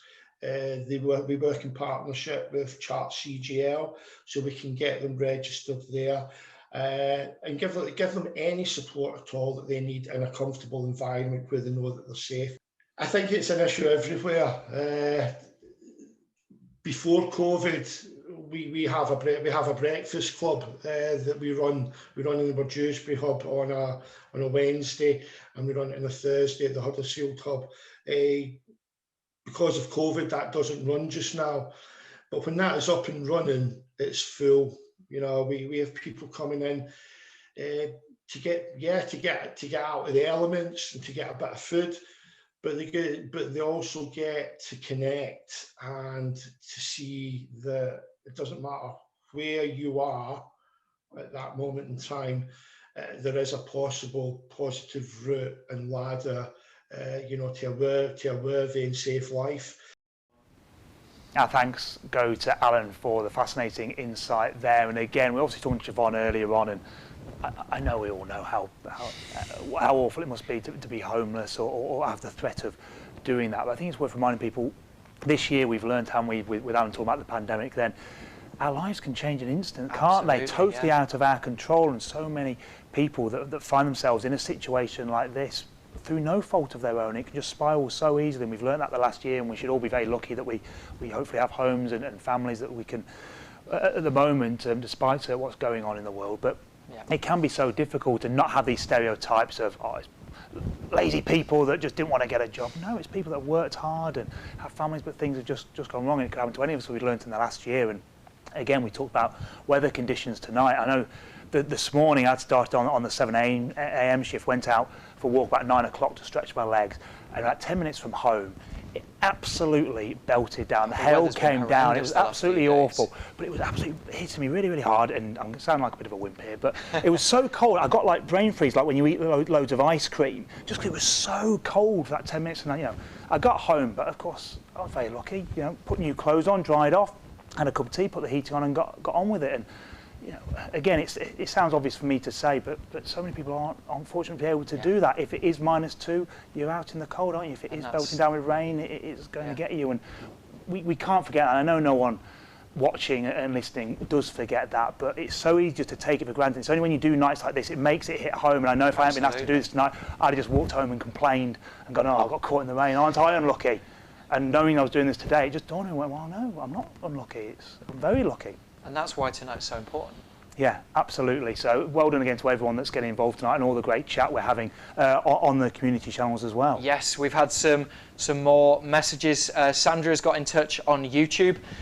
She's sleeping in her garden with Hannah in Marsh this evening, so good luck, and I hope it all goes well. Karen Jagger and Julie Pickles have both got in touch as well to say good luck to everyone who's taking part. So as we continue to go through the night, we'd like to remind you how you can donate. Raise now a standing total of £3,214. Absolutely incredible in just these a few short hours. Thank you so much for all those donations so far. Do keep coming and them coming in. It's so important. And as we always said, Town fans yet again standing up when it really matters. So thank you and well done to all of you. Absolutely. And you can, like Gareth just said, still donate. So to donate £1, text SLEEP to 70201. To donate £3, text SLEEP to 70331. To donate £5, text SLEEP to 70970. And to donate £10, text SLEEP to 70191. Now, those of you that have been watching all evening, I'm sure you've been racking your brains about Evan and Boothy's special Who scored that fourth quiz. penalty? Who scored that fourth penalty? Well, it's about time to find out. Here's Boothy and Evan to reveal the answers. So welcome back, everybody. Thank you for joining us again for our answers to our big sleep out quiz. Me and Andy are just both back here now just to run through the answers to what we introduced earlier in the show. So we'll crack on with Andy's round number 1. Yep, Chidham. I'm sure everybody got all these. Obviously, the answer to number 1 was Fraser Campbell against Notts Forest. I think we won 1-0. Question 2, who knocked us out of the FA Cup last season? And that was Southampton. Question 3, who was caretaker manager when David Wagner left the club? Obviously, that was Mark Hudson. And question 4, Preston North End was the team we beat in the FA Cup, and that was way back in 1921-22 season. And we will be having our 100-year celebration this, obviously, beginning of next season for such a fantastic achievement. Question 5, who were the penalty takers for the playoff final? And that was Chris Lerver, Michael Effort unfortunately missed, Naki Wells, Aaron Moy, and we all remember the winning penalty by Christopher Schindler. Spot on, yep. So round 1, we're out of 9, I believe, for that round. 1 point there, 1 point there, 1 point there. Half a point for each part of question 4, and then a point each for the answers in question number 5. So thank you very much, Andy. So the answers for round number 2. So it's true, there is, on average in 2020, 2,688 people rough sleeping within the UK. Question number 2, the main cause of homelessness listed in the report is inequalities in the housing market, but as me and Andy mentioned in the quiz presentation, it could be due to a range of different factors that influence people becoming homeless, unfortunately. So question number 3, 6 people out of 100 is our answer. Question number 4 is the option C, which is 62% of people are unregistered on official statistics of homelessness. And then finally, answer to question number 5 is 72. And just so people know, the stats have come from this homelessness report just below if anyone wants to search for themselves and just find out a little bit more about homelessness and the cause we're supporting tonight. So back over to Andy for round 3. Yep. Cheers, Em. Thank you. So that was last season's top Premier League scorer, and that was a Leicester striker, Jamie Vardy. Question 2, Ole Gunnar Solskjaer managed which championship club before Man United? And that was Cardiff City. Question 3, who are the World Cup holders? And obviously that's France, beating Croatia in the final. I think that was 4-2. Who holds the record for the number of Premier League appearances? And that was Gareth Barry. Then final one, question 5, who won the Premier League title? 7 teams in this, 7 points if you get them all. Man United, Chelsea, Man City, Arsenal, Blackburn Rovers, Leicester, and of course Liverpool. Spot on. Thank you very much, Andy. So a point for each in that last question and a point for every other answer within that round. Back over to me for the pixelated footballers round. So number 1 was Huddersfield Town's Lewis O'Brien. Hopefully some people might have told that with the blue and white stripes, but it was Lewis O'Brien for number 1. So number 2 was Rio Ferdinand, captain in England back in his playing career. Number 3 was Declan Rice of West Ham United. Number 4 was Sergio Ramos, the captain of Real Madrid. And then finally, question number 5, which hopefully people got from home, was Andy Booth, a bloodied Andy Booth. What happened in that incident, Andy? It was a clash of heads with that.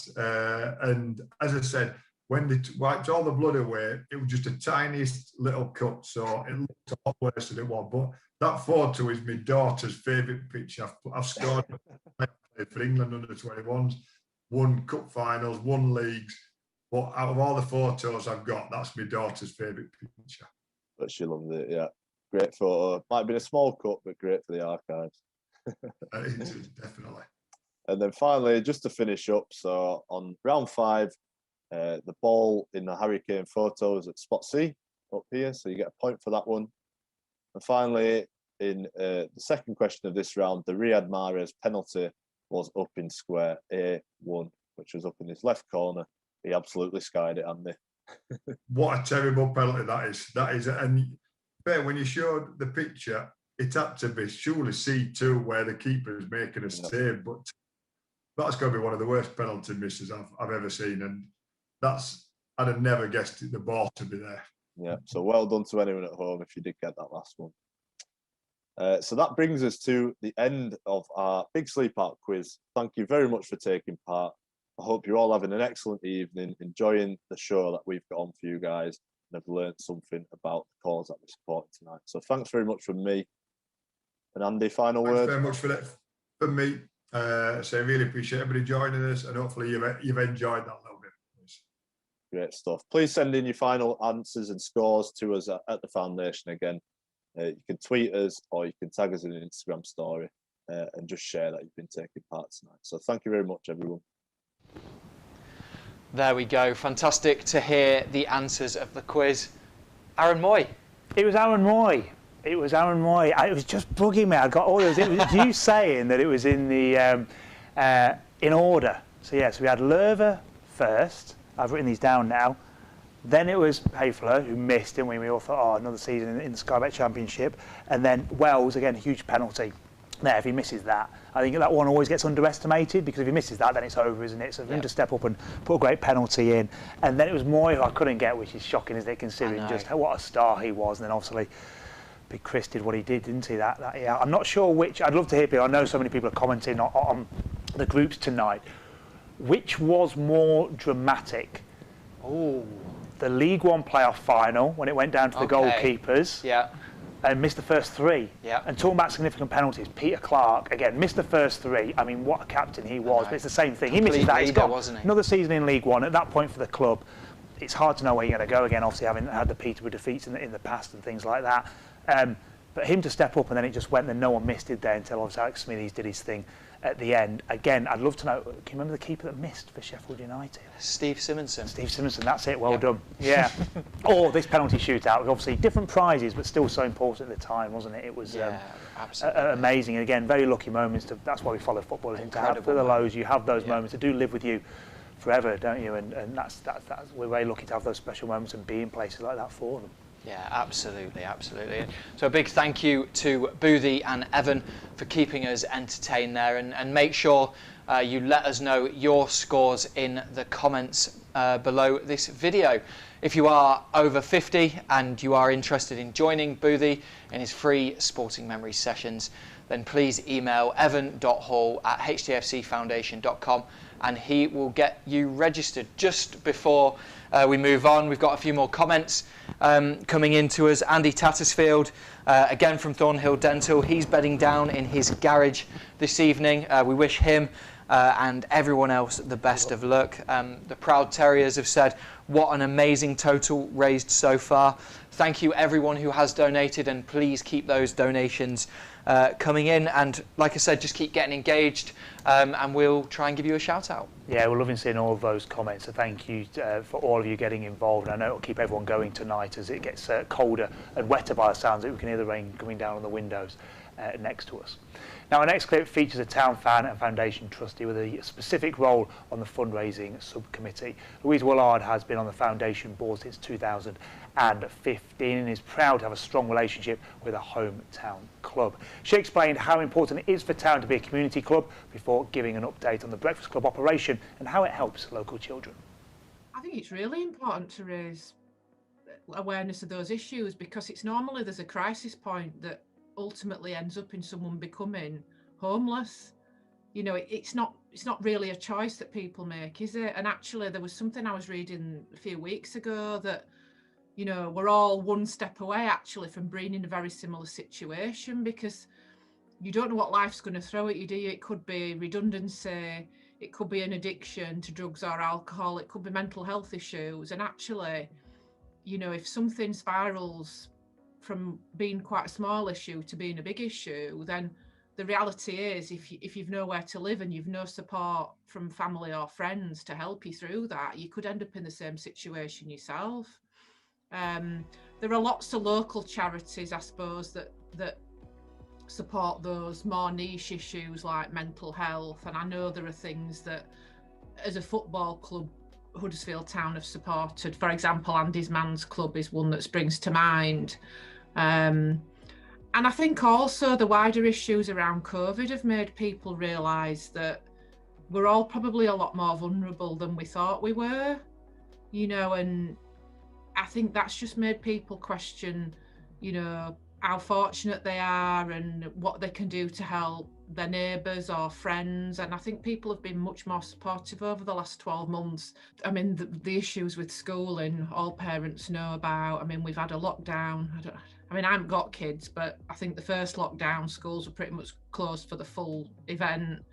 A lot of children rely on our breakfast clubs for important meals during the course of the school day, but also over the holiday period. And you've only got to look at the work that Marcus Rashford's done through lockdown to highlight the plight of kids who would have got perhaps free school meals or support with breakfast clubs who've lost out on that through no fault of their own because of the pandemic. And I think we've, you know, it's easy to underestimate the work we do in the community with the breakfast clubs and the food bank support. And I think it's been challenging for us as a charity to raise money over the course of the last 12 months. And I think we realise the importance of a lot of the work that we do in-house, and actually using some of the money from the Big Sleep Out to support those projects and keep them going is incredibly important, which is why we've chosen to do that. And I'm sure local people and parents and families will realise the importance of us keeping those aspects going.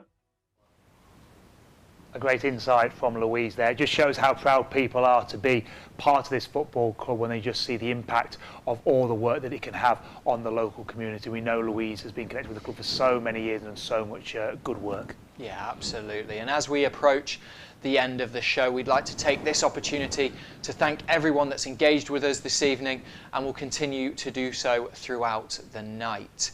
The rain is really coming down as well. We can hear it here, so I hope that you are all okay and wrapped up warm. I mean, your support has not only raised vital funds, but has also increased awareness for some fantastic local charities, all of which are doing some great work in our local community. Now for our final Me v Him clip. This time it's Romani Edmonds-Green versus Josh Karoma, who've learnt a bit more about each other after this experience.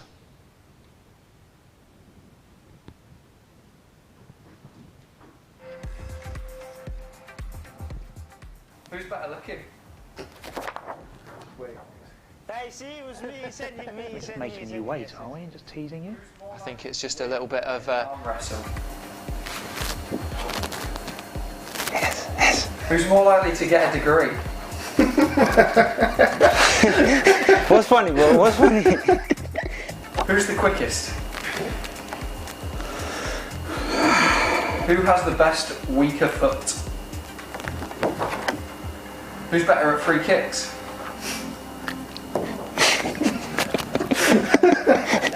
Who's the best cook? Don't even think about it, you know it's me. Who has more social media followers? Who's more likely to argue with the referee? You're meant to be a centre half though, that's pathetic. Bro, just do your work. You're meant to be a future captain. Just do your work, bro. Who's got the best dress sense? Unfortunately, we've had a slight technical hitch there, but Romani Edmonds Green versus Josh Koroma, hopefully we'll be able to give you that either on social media or on YouTube, HTTV later in the week, because it is, again, certainly one that you want to watch. Can be one of those extras, can it? Like I'm a Celebrity, Get Me Out of Here extra, and they always have those extra little bits when they go in the green room. So that's a little teaser for later on. Or we should go. We will play. It's absolutely brilliant. There's a massive reveal in it. We're only going to do it if we get to £10,000 in the next 10 minutes.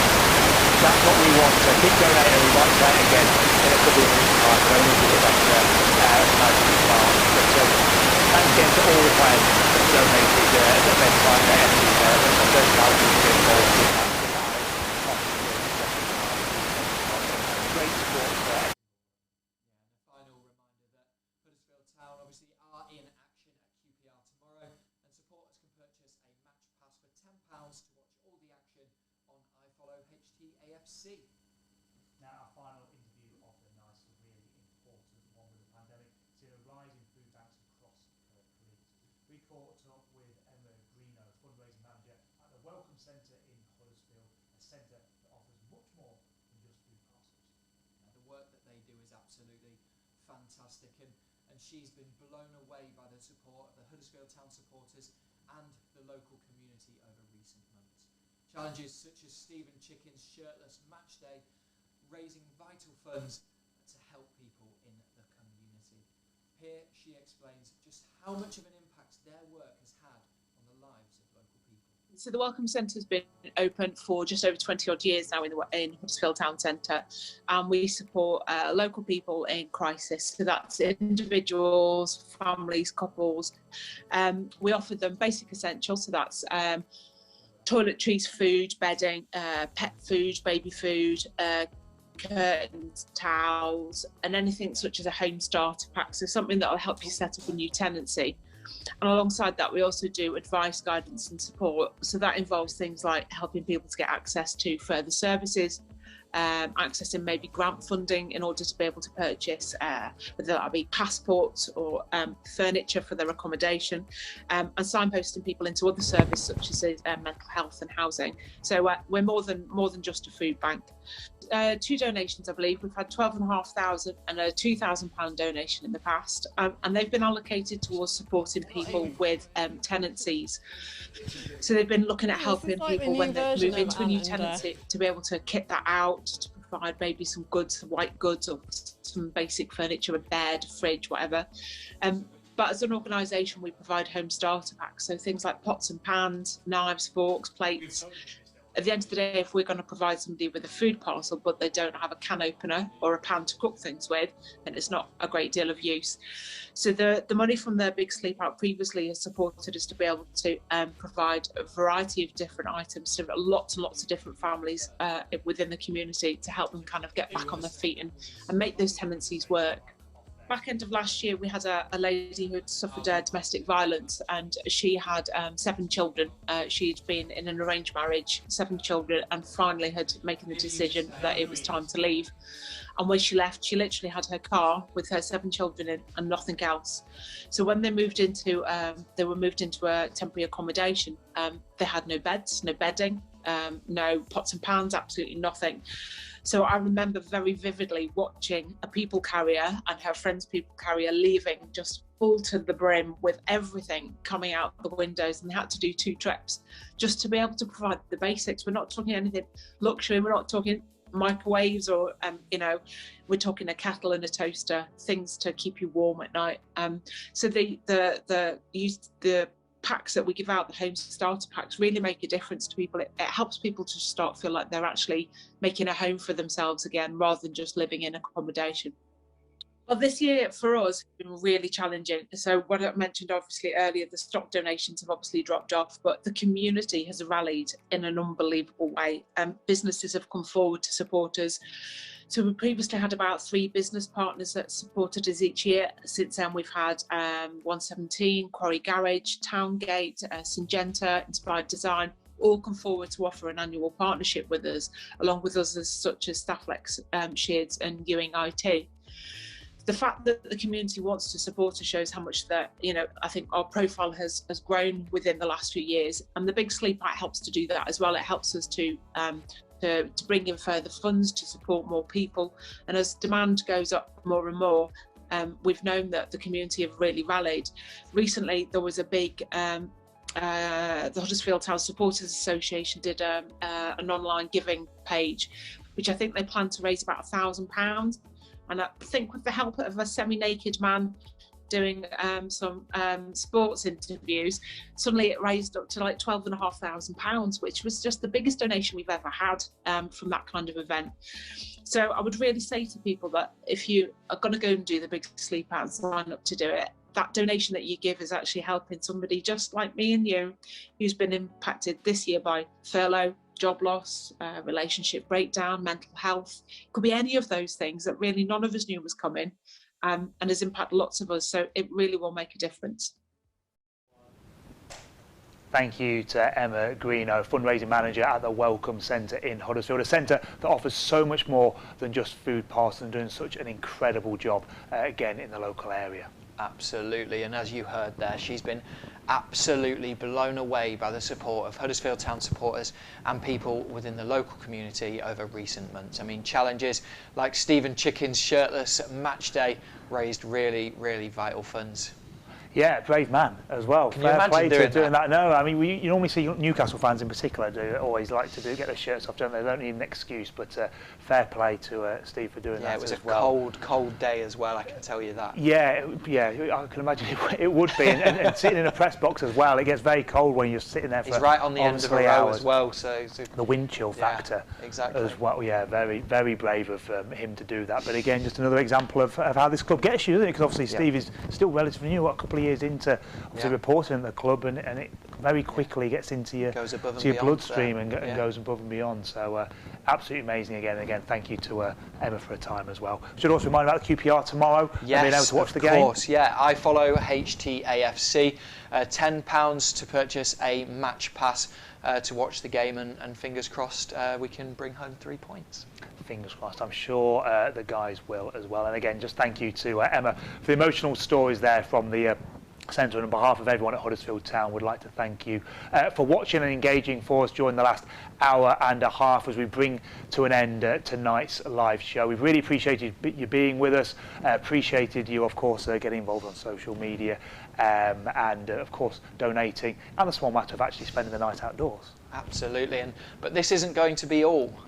You'll be glad to hear there'll be further content coming via the Town Foundation social media channels throughout the evening to help keep you going. So make sure you follow HDFC Foundation on Twitter for that. And that does include a bedtime story with a twist from Town Ambassador Andy Booth involving a small football and a pair of socks. That sounds very intriguing. I hadn't actually read that on the script beforehand, but I am hooked. I definitely want to watch that now. We'll have to tune into social media later. Is that one for my 2.5-year-old? Booth is a lovely man, but he can be quite scary. Yeah. As long as he's keeping those sharp elbows down. Yeah, we don't want him to end up like he was on that picture earlier. No, exactly, no. We'd also ask that anyone who is sleeping out this evening shares a diary room style video with us. Let us know, vlog how your evening is going. All details of that were in your postal pack. So we have, of course, been asking you to donate throughout this show, and obviously building up to this, and the fundraising will continue after this as well, so do please keep it coming. At last count, you've raised a fantastic £5,414 and 20p.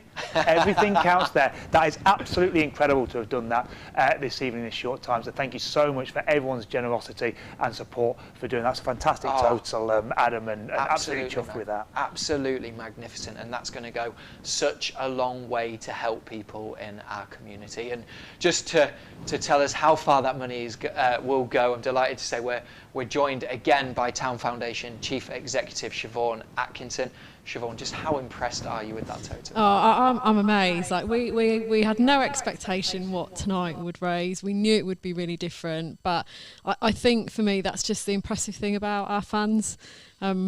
I've spent 20 years working in this football industry, and this is the third club that I've worked at, and our fans really are special. So to raise that amount of money is just fantastic. It will make a massive difference. It really will help those people who are in need, and it will certainly help us keep those breakfast clubs going for a little bit longer. We know the demand will be a little bit more in the coming months. We're not immune to the fact that people have lost jobs. People need that bit more support at the food banks. And as you've seen tonight, the wonderful projects that we've been privileged to support, we want to help them a little bit further. Can you give us an example and explain just how far that kind of money can go? Yeah, I mean, you know, like we work on the basis that a breakfast costs 30 pence a day to feed one child. So £5,000 is going to be able to go a long way if we take half of that money into breakfast clubs. We know that we'll be able to support the food banks, and they'll be able to put more packs together that will be able to help those families that do need them at this time. So we'll make sure that every penny, we'll spread that as far as we can across the organisations that we support.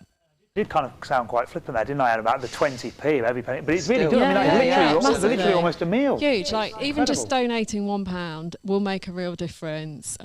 We know that we've got a fantastic fan base here at Huddersfield Town. We've got great supporters of the foundation's work. So, yeah, anything that anyone can give will be fantastic. As I say, I feel really privileged that we have that support behind us, because not every community trust and foundation that is attached to a football club does have that backing, so it's really fantastic. I'm thrilled. And just to finish off, what would you say to people who are taking part this evening and to people who've made a donation? We've heard and we've gone through all of the messages on social media, people saying how they're sleeping tonight, where they're sleeping. What would you say to them? Well, just a thank you from the bottom of my heart, really, that they've got involved, that they've taken the time out from their day to get involved with what we're doing. They've challenged themselves to have that experience. It will make a mark on them. It always does when you do that kind of thing. But just to thank them for their time. You know, we rely on that support. We can't do it without them. So it really just feels like we've got that huge family that I talked about earlier, and yeah, I can hear the rain coming down outside, so I really hope that people have got some sort of cover or some extra layers. But yeah, just a massive thank you for people that are actually taking part and having that experience, but equally to all of those people who've donated either through the text donate or through the online Just Giving and Virgin Money.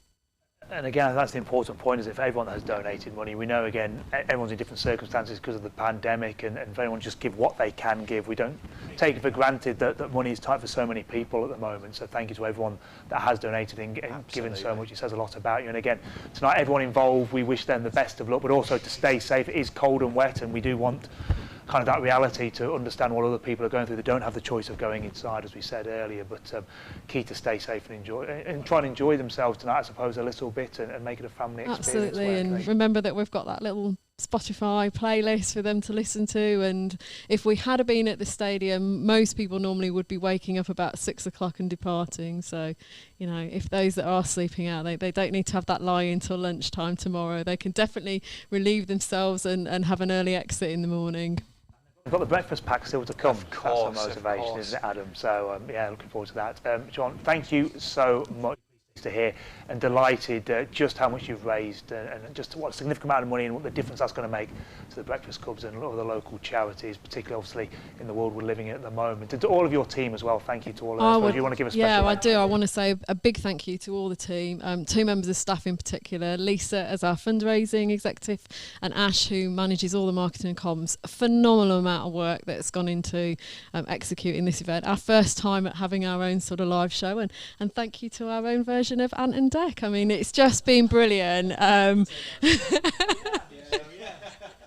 Attire one, to all the backroom team as well. They've made us look down, and this has been a real pleasure and incredibly professional setup. So thanks to all the team behind the scenes that are amazing. We might be back next year in a dual. Like, we might have the live event and a virtual maybe. So who knows? Aren't we? Yeah, we'll look forward to that. We're available for birthdays and bar mitzvahs as well, and everything in between. But thank you again, Siobhan. You should be so proud, and well done to the whole foundation. And again, just a reminder tonight of just how important the foundation is and the club as a whole. And again, that reputation of one of the best best family and community clubs isn't just something that people just talk about.